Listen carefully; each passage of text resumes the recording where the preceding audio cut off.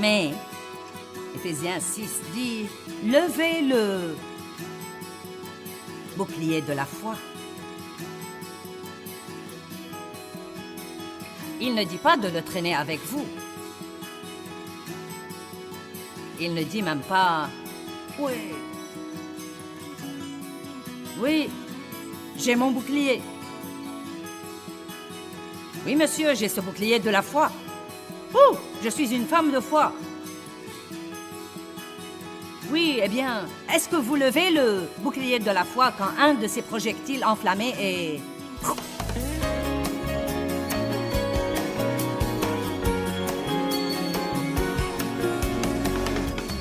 Eh bien, Père, nous te rendons grâce pour la parole aujourd'hui. Nous te sommes reconnaissants de nous avoir permis d'être ici. Merci de ce que nous avons toujours la liberté de faire ce genre de choses dans cette nation, et je prie que nous ne perdrons jamais cette liberté. Que ta parole nous touche aujourd'hui, au nom de Jésus. Amen. Eh bien, revenons à Marc 11, 22. Nous allons parler aujourd'hui du bouclier de la foi. Vous savez, nous les chrétiens parlons beaucoup de la foi, mais... Croire à Jésus-Christ comme votre sauveur est une chose, c'est une chose pour laquelle nous exerçons notre foi.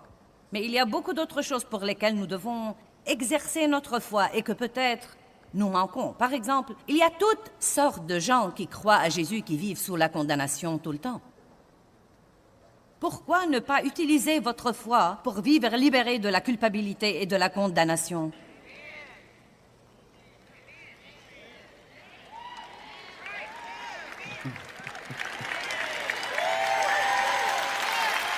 Si vous croyez que quand vous avez demandé à Dieu de vous pardonner vos péchés, qu'il les a éloignés de vous autant l'Orient est éloigné de l'Occident, qu'y a-t-il pour vous sentir toujours coupable? J'essaye donc de dire que bien que nous ayons la foi et que nous disions, eh bien, je crois à Jésus, cela n'est pas vraiment la fin de la foi. À partir de là, nous sommes censés apprendre à vivre par la foi. Le juste vivra par la foi. Nous sommes justifiés devant Dieu par la foi. Nous sommes sanctifiés par la foi. Nous sommes rachetés par la foi. La satisfaction de nos besoins vient par la foi. J'allais à l'église pour beaucoup d'années et je croyais à Jésus, mais c'était pratiquement la fin de ce que je croyais.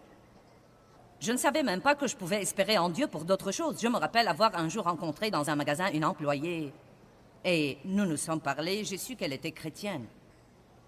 Je lui ai donc demandé à propos des affaires. Comment vont les affaires? Tu travailles à la commission, tu touches un salaire. Vous savez, nous avons bavardé. Et elle a dit, eh bien, les choses ne sont pas très bonnes. Elle a dit, j'ai un quota que je dois faire. Et elle a dit, franchement, je ne l'ai pas fait et je suis inquiète que je puisse perdre mon travail. J'ai dit, eh bien, pourquoi ne pas prier que Dieu te donne grâce et amène les gens à venir à ton département pour acheter? Eh bien, vous voyez, c'était très normal pour moi car j'ai appris que je pouvais exercer ma foi pour des choses comme ça. Mais elle m'a regardée et m'a dit, eh bien... elle était croyante toute sa vie. Elle m'a regardée et m'a dit, « Eh bien, tu veux dire qu'il n'y a pas de mal à demander à Dieu de l'argent? » Donc, voilà, elle était chrétienne, elle allait à l'église tout le temps, elle croyait au Christ, mais elle ne savait pas qu'elle pouvait exercer sa foi pour quelque chose aussi simple que de pourvoir à ses besoins ou pour que Dieu amène les clients dans sa direction.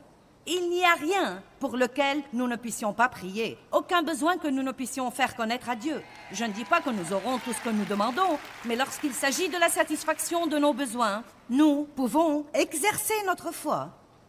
Mais vous voyez, elle doit être exercée. Et parfois, à dire vrai, nous sommes un peu paresseux.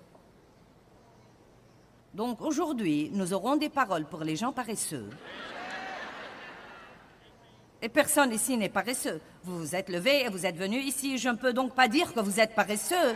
Mais peut-être qu'il y a quelqu'un qui nous regarde à la télé quelque part dans le monde, en Europe, en Afrique, en Inde, en Australie, aux États-Unis, et qui est un peu paresseux. Eh bien, c'est vraiment un peu trop d'effort. Prenons quelque chose de simple, comme prier sur la nourriture. Nous ferions mieux de prier sincèrement, car il y a des trucs là-dedans qui pourraient nous tuer si nous ne prions pas. Que faisons-nous en fait? Et j'en suis coupable aussi. Merci Seigneur pour cette nourriture, bénis-la dans mon corps au nom de Jésus, Amen.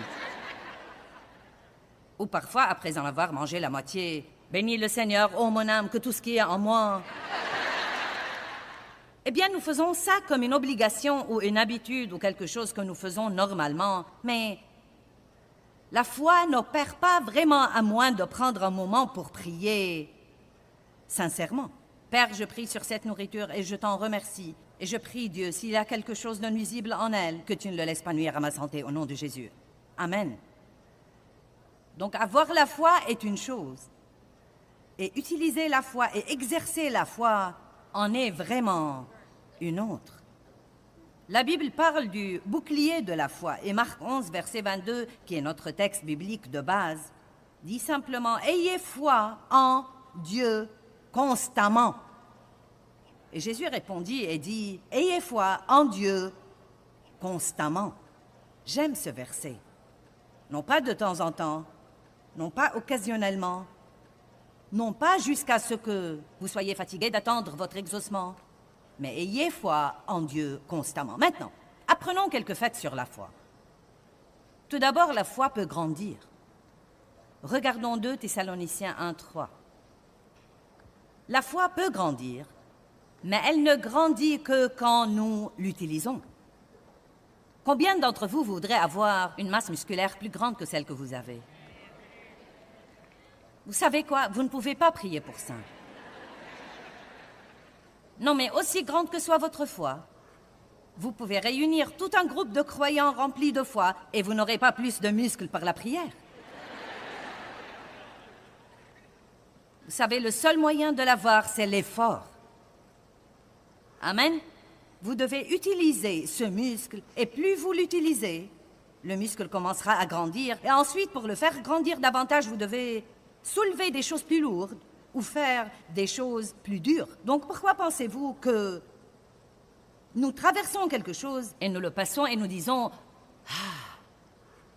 Et ensuite, il y a quelque chose de plus dur que la dernière chose. Donc, bien, nous traversons ça et c'est comme « Ah ». Et ensuite, une autre chose. Eh bien, au moment où nous arrivons à ce niveau-là, ces choses ne nous dérangent plus du tout. Amen. Quand j'ai d'abord commencé à aller au gymnase et à faire de l'exercice, j'ai commencé par ces petits poids qui pesaient environ 1,5 kg et j'étais comme... Eh bien, vous savez maintenant, 10 kilos ou 12 kilos et demi plus tard, et si je reviens à quelque chose comme ça, c'est comme... Ce n'est rien. Eh bien, certaines des choses que vous traversez en ce moment, comme vous grandissez dans la foi, ces choses ne seront rien par après. Vous ne les remarquerez pas.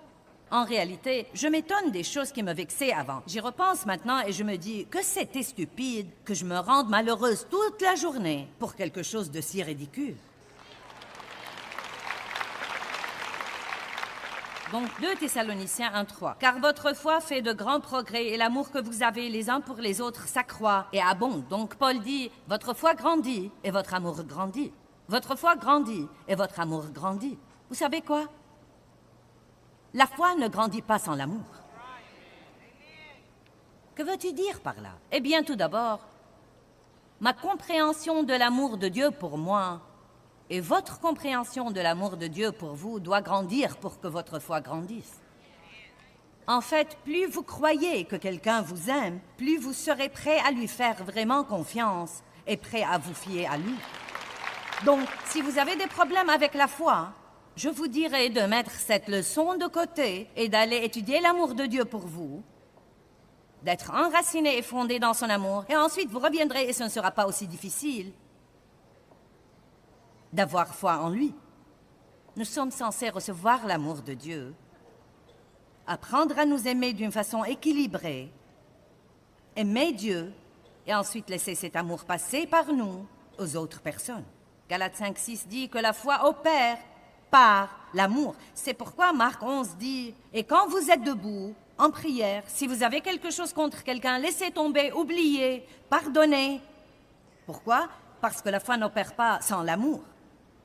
Si nous sommes fâchés contre quelqu'un, furieux contre quelqu'un, nous serons bouchés à l'intérieur et cet amour ne peut pas s'écouler par nous. Donc notre foi ne va pas opérer non plus. Il dit donc « Je suis heureux que votre foi grandisse et que votre amour les uns vers les autres s'accroisse aussi, et abonde. » Je crois que pendant les 25 dernières années dans l'Église, nous avons prêté beaucoup plus attention à la foi qu'à l'amour. Je vais répéter. Je crois que nous avons prêté beaucoup plus attention à la foi qu'à l'amour. Je le dirai même une troisième fois. Je crois que nous avons prêté beaucoup plus attention à la foi qu'à l'amour. Pourquoi? Parce que nous avons appris où nous pouvons utiliser notre foi et obtenir les choses que nous voulons. Mais bien que Dieu puisse avoir commencé à nous initier à la foi en nous enseignant ça, c'est pour un but beaucoup plus grand que d'avoir ce que nous voulons.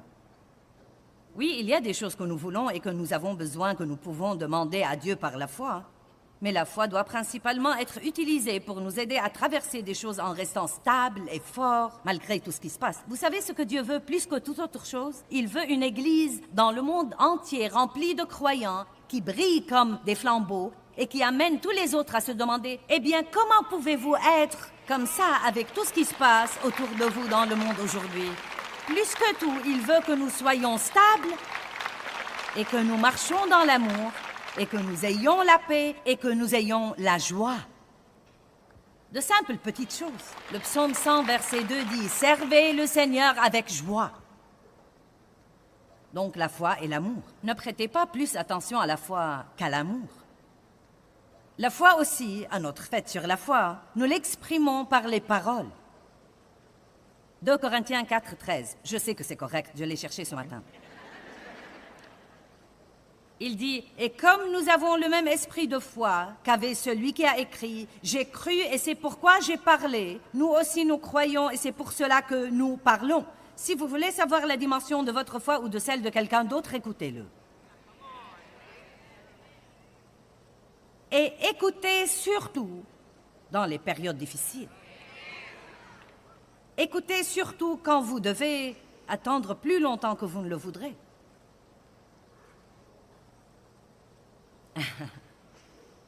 Écoutez surtout quand quelqu'un d'autre obtient ce que vous voulez et que vous ne l'avez pas encore obtenu.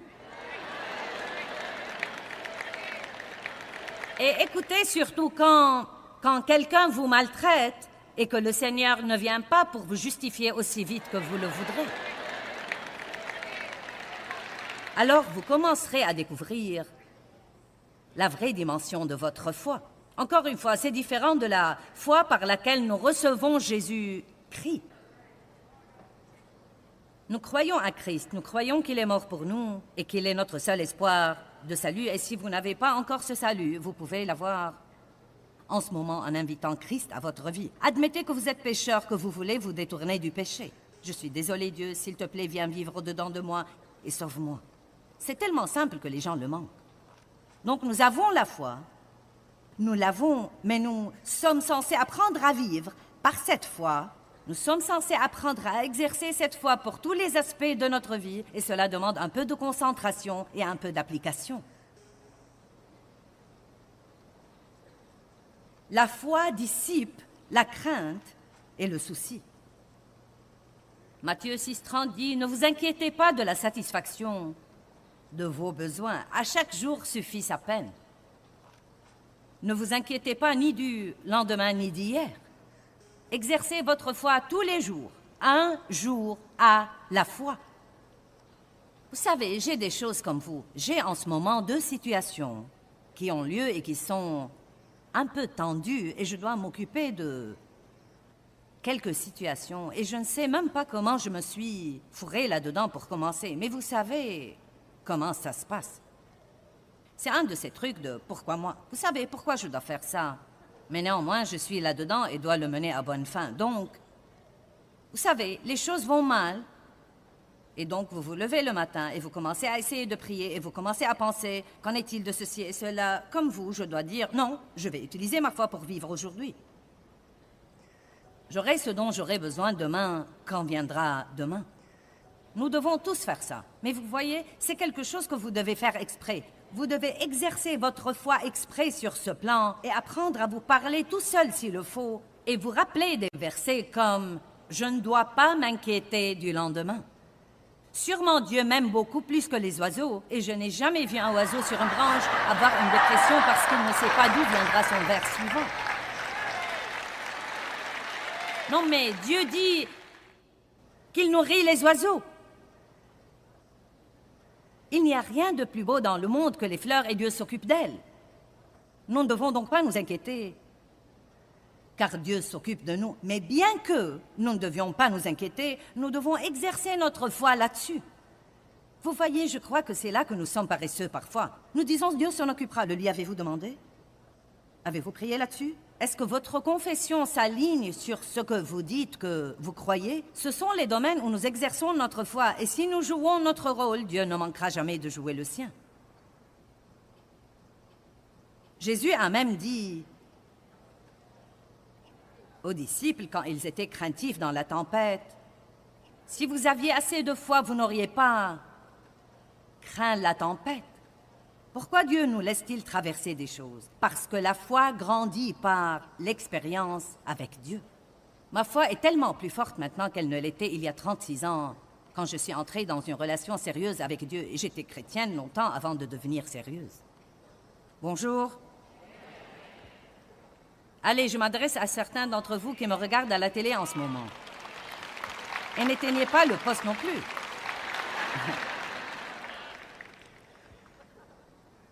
J'étais chrétienne longtemps avant de devenir sérieuse. J'avais assez de Dieu pour ne pas aller en enfer, mais pas assez pour pouvoir marcher dans la victoire. Allez. N'ayez pas assez de Dieu pour ne pas aller en enfer. Ayez assez pour marcher dans la victoire et prendre quelqu'un d'autre au ciel avec vous. Eh bien, je suis sûrement contente d'avoir persévéré et permis à Dieu de me faire grandir un peu. Juste hier soir, nous avions 1102 personnes qui ont reçu le Christ. Juste hier soir.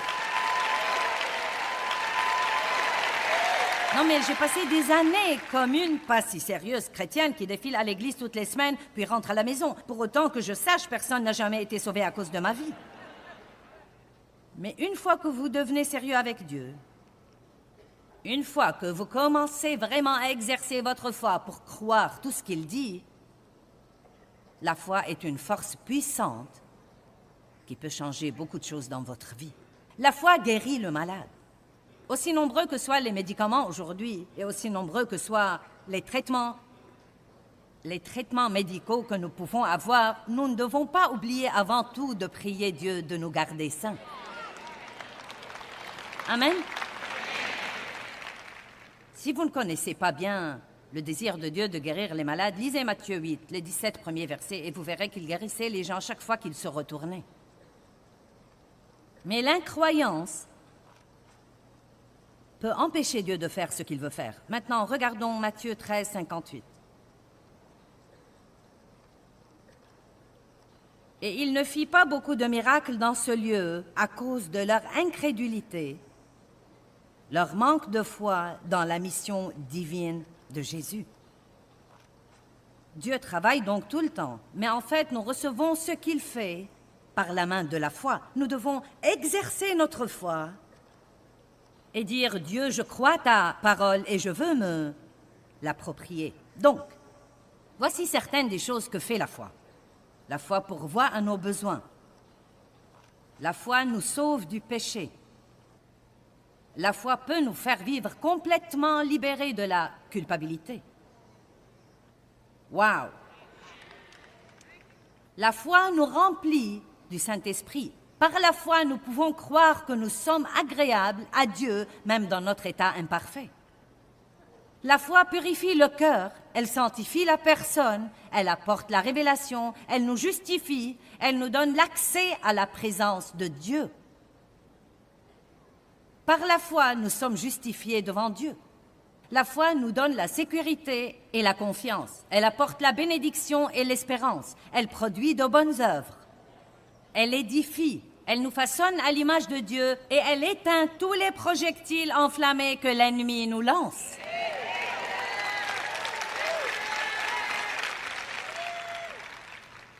Mais, Éphésiens 6 dit, « Levez le bouclier de la foi. » Il ne dit pas de le traîner avec vous. Il ne dit même pas « Oui, Oui, j'ai mon bouclier.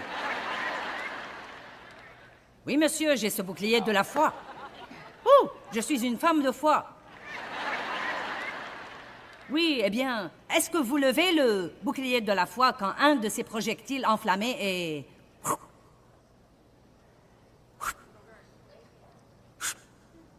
Un autre mensonge? Non, je ne crois pas ça. Une autre attaque? Non, je ne crois pas ça. Éphésiens 6, 16. Je crois que je vais le laisser là pour que vous le voyiez. Éphésiens 6, 16 dans la Bible amplifiée dit « Levez surtout le bouclier protecteur de la foi qui sauve, par lequel vous pourrez éteindre tous les projectiles enflammés du malin. » Et la traduction King James dit « Par-dessus tout ». Quelqu'un peut dire « Par-dessus tout » ? Par-dessus tout, prenant le bouclier de la foi, par lequel vous pourrez éteindre tous les projectiles enflammés du malin. Mais de nouveau, ce bouclier, la foi, ne nous sert à rien à moins de la prendre, de la lever, de l'extérioriser, de la libérer, de l'exercer. Et comment exerçons-nous notre foi? Par la prière, par les paroles et par l'action inspirée de Dieu et remplie de foi.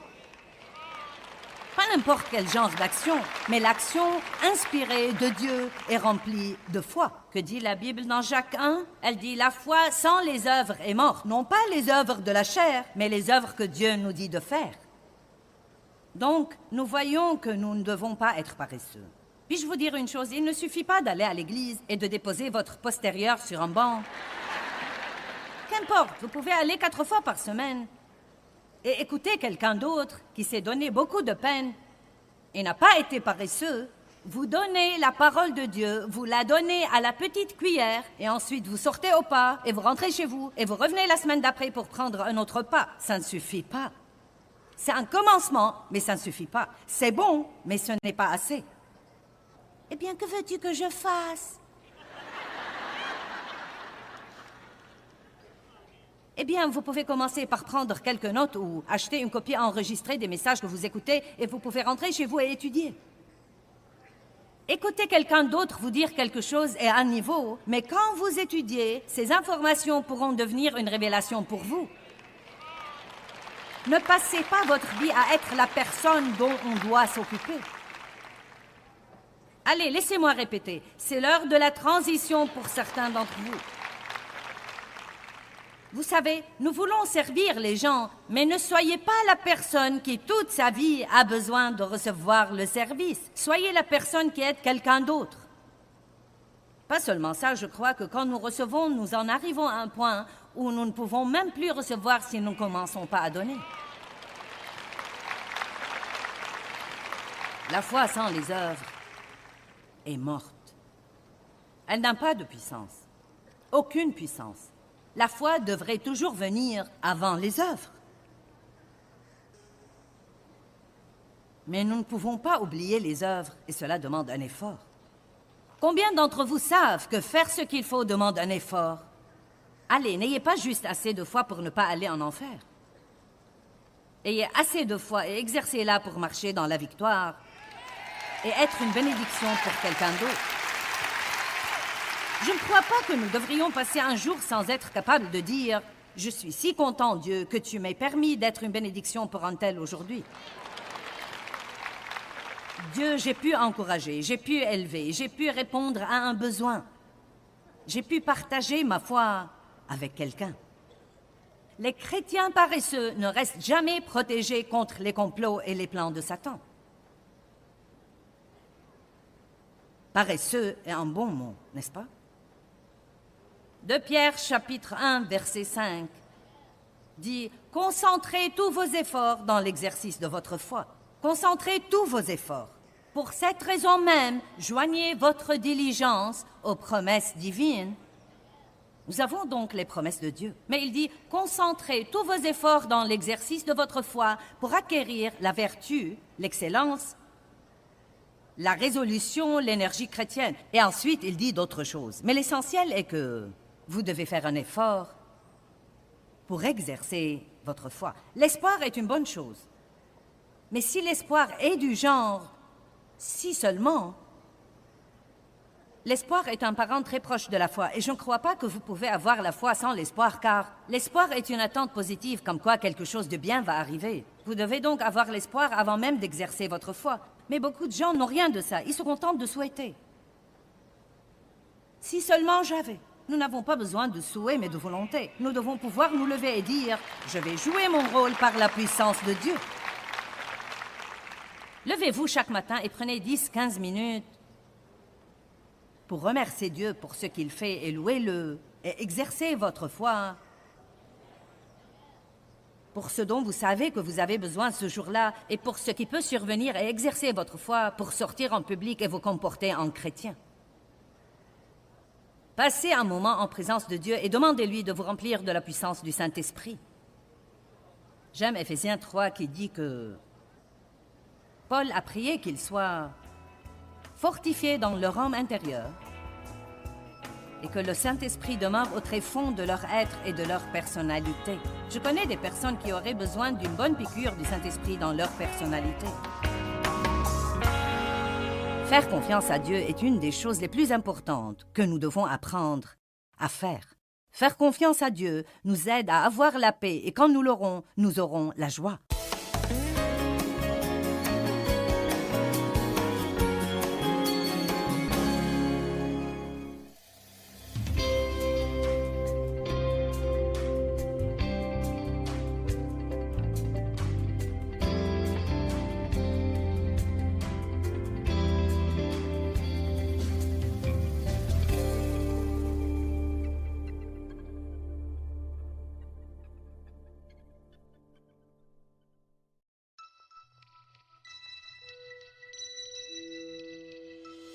Nous devons vivre prêts.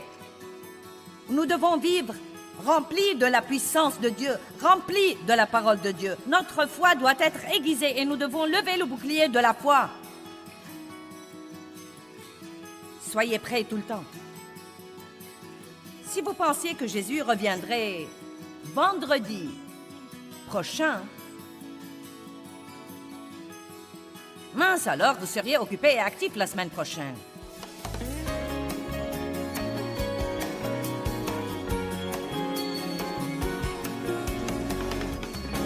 Je crois que Matthieu 25 est un des meilleurs chapitres de la Bible à lire si vous traversez une période de paresse et que vous voulez vous secouer. Vous savez, certains d'entre vous n'ont aucun problème avec la paresse, mais je vous demande un peu de patience, car beaucoup d'autres en ont. Et peut-être que vous travaillez dur physiquement et vous pensez « je ne suis pas paresseux », mais laissez-moi vous demander. Êtes-vous paresseux spirituellement?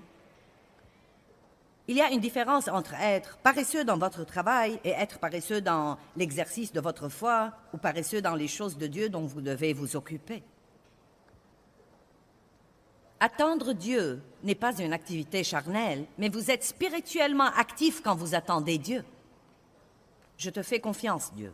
J'espère en toi, j'exerce ma foi. Je ne veux pas agir dans la chair là. J'ai confiance en toi. Matthieu 25, 1. Alors il en sera du royaume des cieux comme de 10 jeunes filles qui prirent leur lampe et sortirent à la rencontre de l'époux. 5 d'entre elles étaient insensées et 5 étaient sages. Les insensés, en prenant leur lampe, ne prirent pas d'huile en plus avec elles. Le chrétien paresseux ne fait rien en plus. Ceux d'entre vous qui me regardez pendant que vous êtes allongés sur vos lits en ce moment,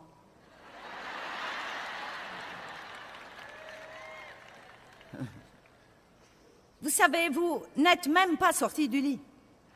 Vous aviez déjà réglé la télé sur la bonne chaîne et avec les yeux toujours endormis, vous avez pris la télécommande et dit « J'espère que Joyce a une bonne parole pour moi aujourd'hui. » Allez, je sais. Eh bien, je suis heureuse, très heureuse de...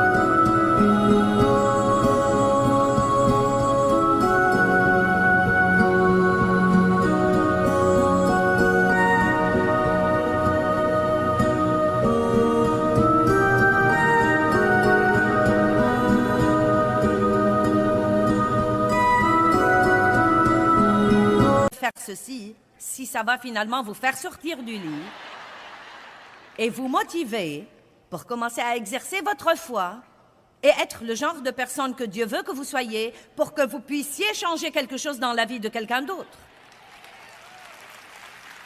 Quelqu'un m'a aidé pour que je puisse vous aider et je veux vous aider pour que vous puissiez aider quelqu'un d'autre. Nous ne sommes pas censés tout prendre et ne rien faire. Nous devons faire la guerre à la paresse. Faites quelque chose en plus. Il vous est peut-être un peu plus difficile de trouver le verset vous-même que d'appeler un ami et lui demander où c'est.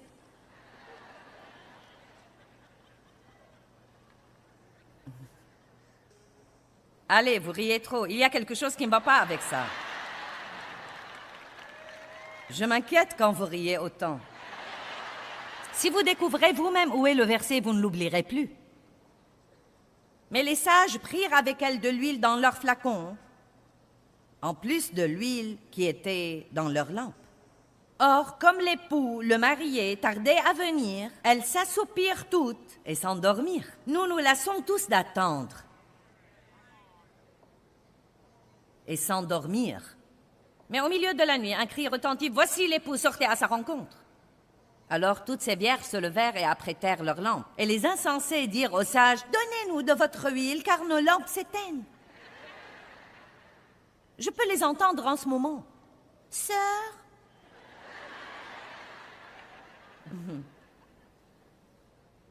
je n'ai plus d'huile, puis-je avoir un peu de la tienne ?» Mais les sages répondirent, « Il n'y en aura pas assez pour nous et pour vous. Allez chez les marchands et achetez-en pour vous. » Et pendant qu'elles allaient faire ce qu'elles auraient dû faire il y a longtemps, l'époux arriva. Elles ont tout raté.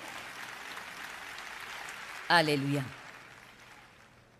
Verset 13. « Veillez donc, prêtez strictement attention et soyez prudents et actifs. Car vous ne savez ni le jour ni l'heure où viendra le Fils de l'homme. » Nous devons vivre prêts. Nous devons vivre remplis de la puissance de Dieu, remplis de la parole de Dieu. Notre foi doit être aiguisée et nous devons lever le bouclier de la foi. Soyez prêts tout le temps. Si vous pensiez que Jésus reviendrait vendredi prochain, mince alors, vous seriez occupé et actif la semaine prochaine. Allez, pensez aux choses que vous ferez la semaine prochaine et que vous ne feriez pas si vous croyez que Jésus reviendrait dans une semaine. Oh, je vous panique à tous, n'est-ce pas? Nous devons vivre prêts. Vous savez, je sais que les différentes personnes ont des tendances différentes et je ne suis pas le genre de personne qui a tendance à s'inquiéter excessivement de la date du retour de Jésus. Je n'entre pas dans les trucs d'avant, au milieu et après la tribulation. Serons-nous là pour la tribulation? Ne serons-nous pas là? Quand est-ce que Jésus reviendra? Vous savez. Je crois que nous devrions discerner les signes des temps et ils sont partout. Donc, quel que soit le temps de son retour, il est maintenant beaucoup plus près qu'il ne l'était il y a quelque temps. Et chaque jour, nous nous en rapprochons, mais je crois vraiment que nous devons vivre prêts. Je ne crois pas que nous devons nous préparer, je crois que nous devons vivre prêts. Si vous marchez dans votre autorité et si vous savez que vous êtes en Christ à tout moment, quand le diable viendra contre vous, vous n'aurez pas à vous démener pour essayer de prendre l'autorité. Je prends l'autorité sur toi aujourd'hui. Tu ne vas pas me faire ça. J'ai découvert que si vous marchez dans l'amour, le diable ne peut pas vous toucher. Il peut venir contre vous, mais il ne va pas gagner. Non, mais embrasé, en feu, brûlant d'amour. 1 Timothée 6,12 dit que nous devons combattre le bon combat de la foi. La foi est un combat parfois. 1 Jean 5,4. Parce que tout ce qui est né de Dieu triomphe du monde, et la victoire qui triomphe du monde, c'est notre foi. Maintenant, nous allons parler de quelque chose dont je n'ai jamais essayé de parler.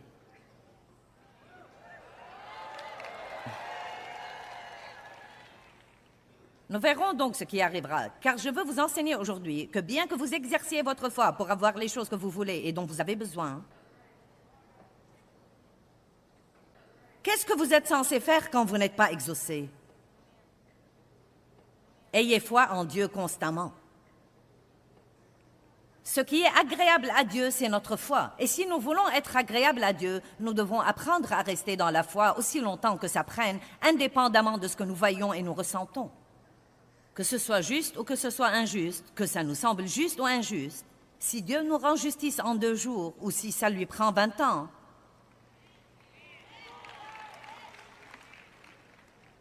allez.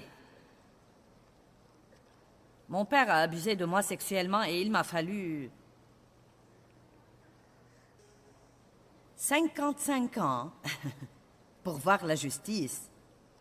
Mais je suis finalement arrivée à mener mon père au Seigneur et je l'ai baptisé.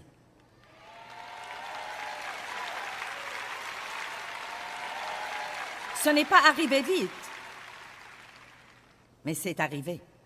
Et vous savez quoi? Même s'il n'avait jamais reçu Christ, ma position serait toujours de croire, même quand il est mort.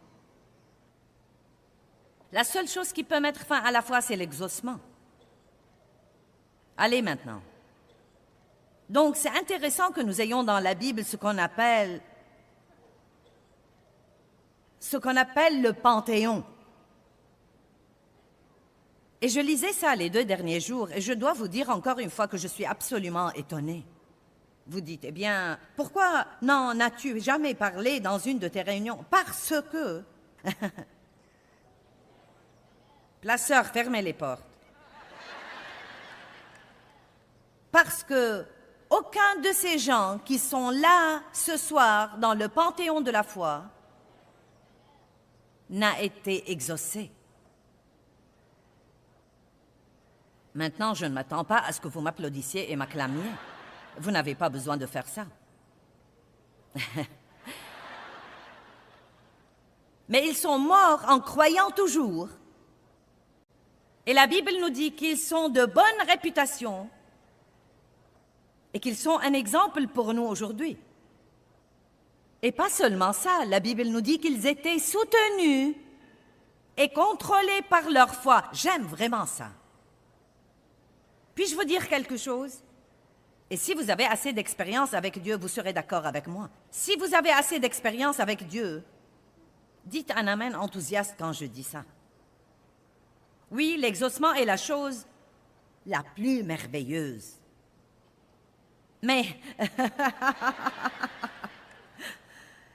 ce n'est pas là que je veux l'amen. Mais à vrai dire, et croyez-moi, même si vous n'êtes pas exaucé et que vous avez une vraie foi, vous serez aussi heureux que si vous étiez exaucé.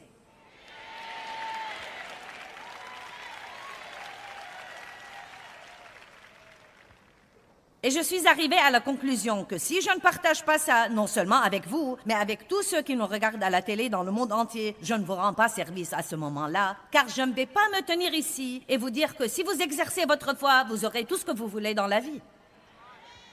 Je suis désolée, mais je ne vais pas vous dire ça, car je ne crois pas que la Bible le dit. Parce qu'il y a des fois où nous prions mal. Jacques 4 dit, vous ne possédez pas parce que vous ne demandez pas. Ou vous demandez et vous ne recevez pas parce que vous demandez avec un mauvais but et un motif mauvais et égoïste, ou parce que vous demandez mal. Ce n'est pas parce que nous voulons quelque chose qu'il est forcément dans le plan de Dieu pour nous en ce moment, ou peut-être jamais. Mais je vais vous dire une chose, et écoutez-moi. Si vous connaissez vraiment Dieu, si vous savez vraiment qui il est, et si vous connaissez son caractère, et si vous savez vraiment qu'il vous aime, à ce moment-là même, si vous n'êtes pas exaucé, vous aurez la confiance que Dieu a quelque chose de mieux pour vous.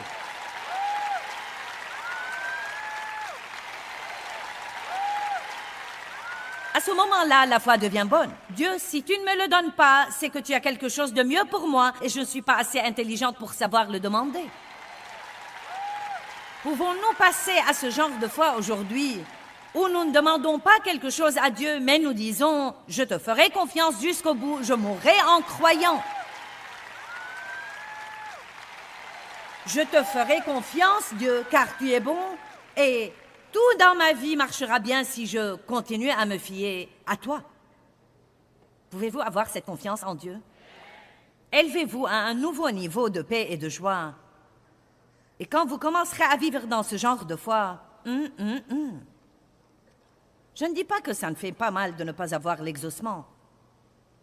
Mais faire confiance à Dieu, faire vraiment confiance à Dieu, croyez-moi, vous donnera tellement de paix.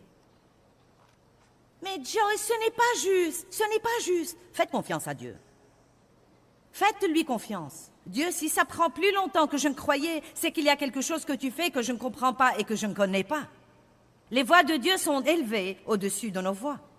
Donc maintenant, Hébreux 11. Or, la foi est la ferme assurance, la confirmation des choses qu'on espère, et la preuve des choses qu'on ne voit pas et la conviction de leur réalité. La foi perçoit comme un fait réel ce qui n'est pas encore révélé au sens. Donc comprenez ça. La foi rend les choses réelles pour nous dans l'esprit, bien que nous ne les ayons pas dans le naturel. Verset 4. Incité par la foi, Abel offrit à Dieu un sacrifice meilleur et plus acceptable que celui de Caïn. Donc, la foi peut vous amener à donner ce que vous avez de mieux, alors que la crainte vous amène à garder le mieux et à donner ce qui ne vous dérange pas.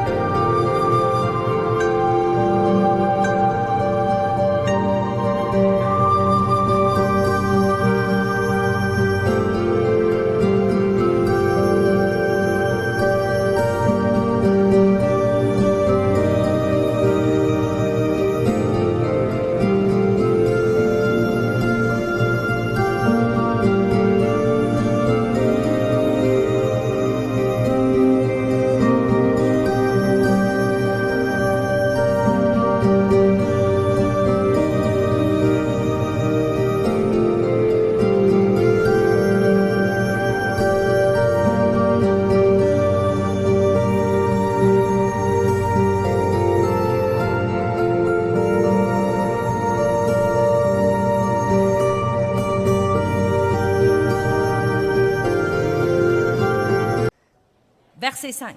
À cause de la foi, Enoch fut enlevé et transféré au ciel. La Bible dit qu'Enoch a marché avec Dieu et qu'il ne fut pas trouvé car Dieu l'avait enlevé.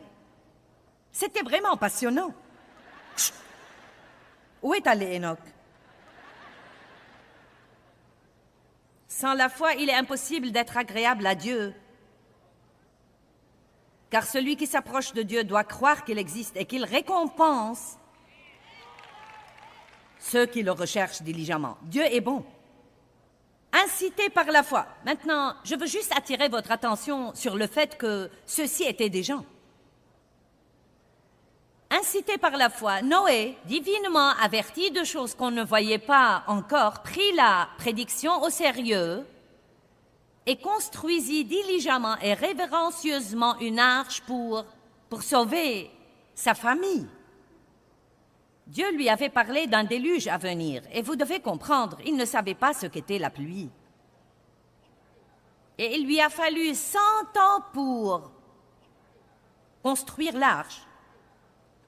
Et tout le monde croyait qu'il était complètement dingue. Maintenant, vraiment, vous n'y pensez pas. Pensez avec moi. Nous pouvons à peine finir notre déjeuner au travail si quelqu'un se moque de nous et si nous ne faisons pas partie du groupe. Je sais que je ne devrais probablement pas m'asseoir là et écouter ces histoires cochonnes. Mais tu sais, je me sens seule. Oh, ne vous asseyez pas là et n'ayez pas cet air. On s'est moqué de lui et on l'a raillé pendant 100 ans. Et il l'a fait comment? Par la foi. Je te fais confiance, Dieu. Je te fais confiance. Je te fais confiance. Et écoutez, quand j'ai fait un pas de foi en 76, pour faire ce que je fais en ce moment, j'ai perdu tous mes amis. On m'a demandé de quitter mon église. Tout le monde croyait que j'étais complètement dingue. Tu es appelé à faire quoi? Et la moitié du temps, je pensais que j'étais complètement dingue. Mais je suis toujours là. Amen. Et Noé a construit l'arche par la foi. Et il ne s'est pas noyé. Poussé par la foi.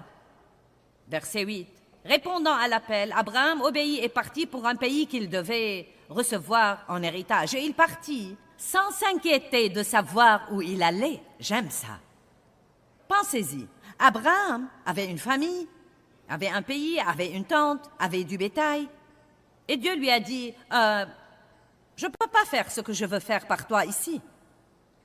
Il faut quitter cet endroit et aller ailleurs. Bien Dieu, où veux-tu que j'aille? Eh bien, range tes affaires et commence à déménager et ensuite je te dirai. Allez, non mais croyons-nous vraiment que c'était comme, oh d'accord. Bien sûr, pas de problème.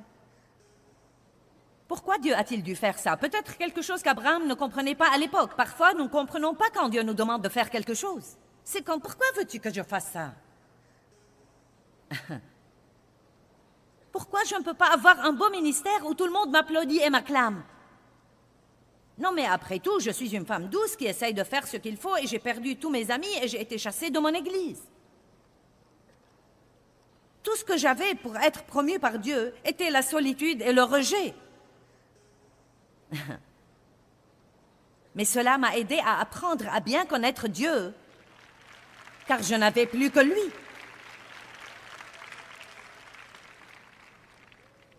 Une grande partie de la famille d'Abraham était des idolâtres, et ce que Dieu voulait faire par lui, il ne pouvait pas le faire à moins de le faire sortir de là. Va dans le pays que je te montrerai. Il y est donc allé. Incité par la foi, il vint résider à titre provisoire dans la terre, qui était désignée dans la promesse de Dieu, bien qu'il fût un étranger dans un pays étranger. Verset 10. Car il attendait avec impatience et en toute confiance. Il attendait comment? Avec foi. Il attendait avec foi. Eh bien, j'en ai assez d'attendre Dieu. Attendre, attendre, attendre. Quand, Dieu, quand? Pourquoi rien ne m'arrive? Dis-moi, Dieu. Mais si nous attendons avec foi et attendons avec assurance, nous pourrons dire, je me fiche pas mal de ce que je vois ou de ce que je ressens, je crois vraiment que Dieu travaille. Je crois que Dieu travaille. Sarah, verset 11, qui n'était plus en âge d'avoir des enfants et était ridée partout où l'on peut être ridé, reçut par la foi une puissance physique pour donner naissance à un enfant. Wow! Verset 13. Tous ces gens moururent soutenus et contrôlés par leur foi, sans avoir obtenu la réalisation tangible de la promesse de Dieu. Eh bien, minute, Sarah a eu un enfant, oui, c'est vrai, mais ils attendaient quelque chose bien au-delà de ça. Ils attendaient avec impatience le Messie, à qui nous nous fions maintenant et que nous aimons. Ils attendaient avec impatience d'entrer dans cette terre promise, et ils ont voyagé toute leur vie pour y arriver, et ne sont jamais entrés. Mais ils sont morts dans la foi. Et maintenant, ils sont dans le Panthéon, et vous savez, je n'ai pas le temps de leur rendre justice. J'y reviendrai donc peut-être une autre fois. Mais si vous passez à la page suivante, verset 17 dit « Par la foi, Abraham, mis à l'épreuve, offrit son fils unique en sacrifice parce qu'il croyait que même si Dieu le laissait tuer Isaac, que Dieu était capable de le ressusciter. Abraham avait tellement de foi, il a dit que même la mort ne pouvait arrêter Dieu. Même la mort ne pouvait pas l'arrêter. Incité par la foi, verset 21, Jacob, sur le point de mourir, bénit chacun des fils de Joseph.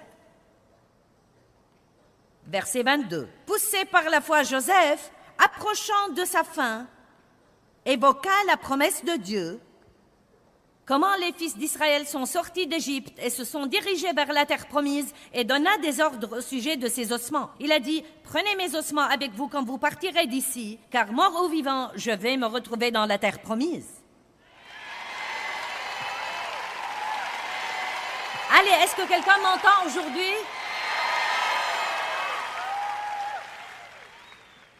Qu'avons-nous à craindre? Même si nous n'obtenons pas tout ce que nous voulons ici, supposons que nous vivions vieux, 100 ans, ensuite nous avons l'éternité pour avoir tout ce que nous pourrions jamais vouloir. Il n'y aura plus ni cris, ni larmes, ni tristesse, il n'y aura plus de nuit, Dieu lui-même sera notre soleil. Nous le connaîtrons comme il nous a connus. Et de quoi nous n'aurons pas besoin au soleil? De la foi.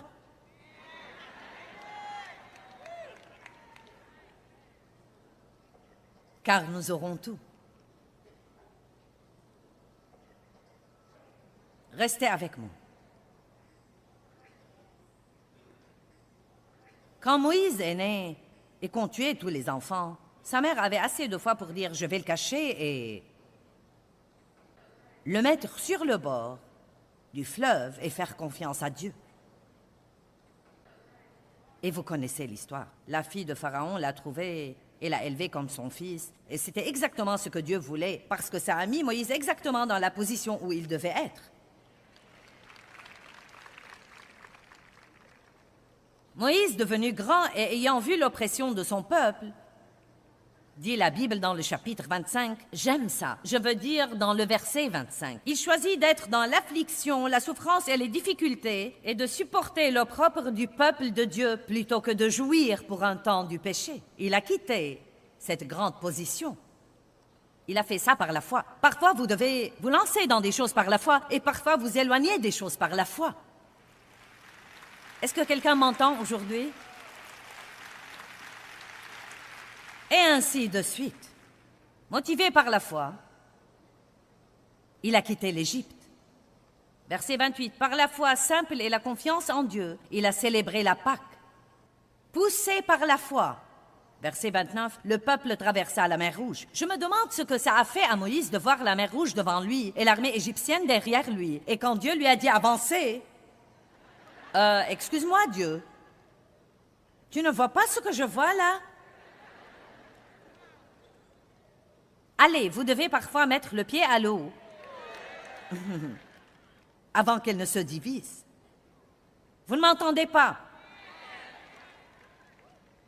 Peut-être que vous devez être un peu plus engagé que vous ne l'êtes en ce moment. Cette chose continue indéfiniment.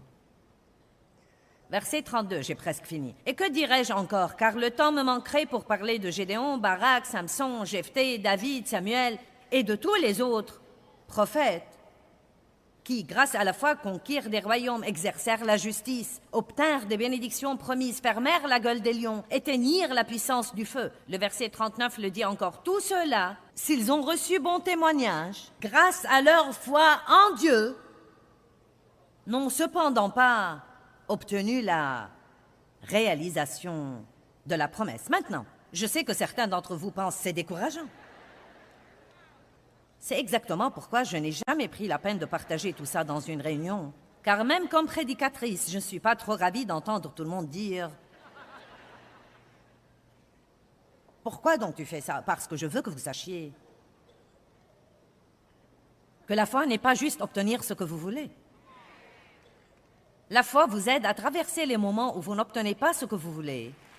Et laissez-moi vous dire quelque chose. Dieu s'occupera toujours de vous. Peut-être que vous n'aurez pas toutes les choses que vous voulez ou vous souhaitez avoir, mais Dieu s'occupera toujours de vous. Dieu s'occupera toujours de vous. Et ils ne comprenaient pas pourquoi ils n'ont pas eu l'accomplissement. Mais le verset 40 dit, puisque Dieu pensait à nous, et puisqu'il prévoyait pour nous mieux encore, il ne devait pas, ces héros et ces héroïnes de la foi, arriver sans nous à l'accomplissement avant que nous ne puissions les rejoindre. Donc Dieu leur a en fait demandé de faire ce sacrifice, de continuer à lui faire confiance sans voir l'accomplissement de leurs rêves, pour qu'il laisse la porte de la grâce ouverte à nous, les nations, pour que nous nous rassemblions et pour que nous puissions tous ensemble entrer au pas quand Jésus reviendra. Amen. Faire confiance à Dieu est une des choses les plus importantes que nous devons apprendre à faire. Faire confiance à Dieu nous aide à avoir la paix et quand nous l'aurons, nous aurons la joie.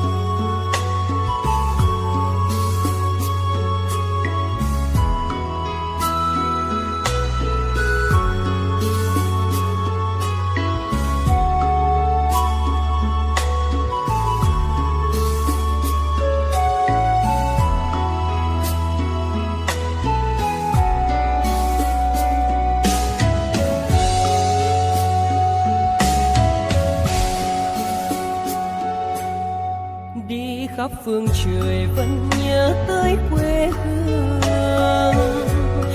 Người về đây thăm làng trù quê mẹ và làng sen quê cha, xúc động bồi hồi người rơi giọt lệ thương mái nhà cháy.